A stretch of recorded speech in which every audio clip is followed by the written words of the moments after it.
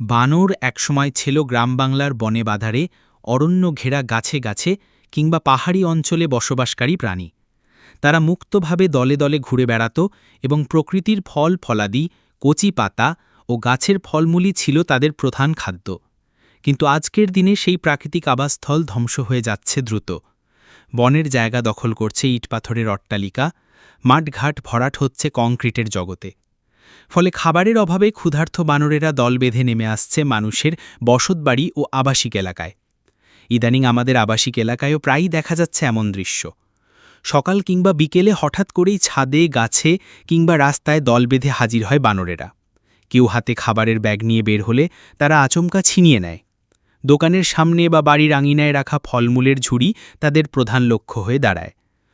কখনো তারা একে অপরের সাথে লড়াই করে খাবারের ভাগ বসায়, আবার কখনো মানুষের উপস্থিতিতেও ভয় না পেয়ে খাবার ছিনিয়ে নেয়। যত সব কর্মকাণ্ড সবই ক্ষুধা ও খাবারের কারণে। কারোর রান্নাঘরে সরাসরি সুযোগ পেলেই সবাই তছনছ করে খাবার খোঁজে। এতবার আমাদের রান্নাঘর থেকে বাদাম ও কলা নিয়ে যায়, এ পর্যন্ত কারুরই কোনো ক্ষতি করে নিলেই। তবে মহিলা ও শিশু বাচ্চারা অনেক ভয় পায়। এ দৃশ্য যদিও অনেকের কাছে কৌতূহলের জন্ম দেয়, কিন্তু বাস্তবে এটি আমাদের জন্য এক ধরনের সতর্কবার্তা। কারণ বানরেরা মূলত বনজ প্রাণী। তাদের মানুষের এলাকায় এসে খাবার খুঁজতে বাধ্য হওয়ার অর্থ হল তাদের প্রাকৃতিক খাবার ও আবাসস্থল নষ্ট হয়ে যাচ্ছে। বনজার, নগরায়ন, পরিবেশ ধ্বংস এবং মানুষের অসচেতনতা এ সমস্যার প্রধান কারণ।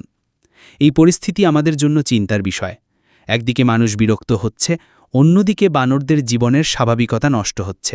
এর সমাধানে দরকার সচেতনতা। প্রথমত, আমাদের বনভূমি রক্ষা করতে হবে। দ্বিতীয়ত, বিকল্পভাবে নির্দিষ্ট কিছু জায়গায় বানরের খাবারের ব্যবস্থা করা যেতে পারে, যাতে তারা আবাসিক এলাকায় খাবারের জন্য না আসে। আর সবচেয়ে গুরুত্বপূর্ণ হল পরিবেশের ভারসাম্য রক্ষা করা। সবশেষে বলা যায়, বানরের আবাসিক এলাকায় বারবার চলে আসা কেবল ক্ষুধার চিহ্ন নয়, এটি প্রকৃতির অসুস্থতার প্রতিফলন।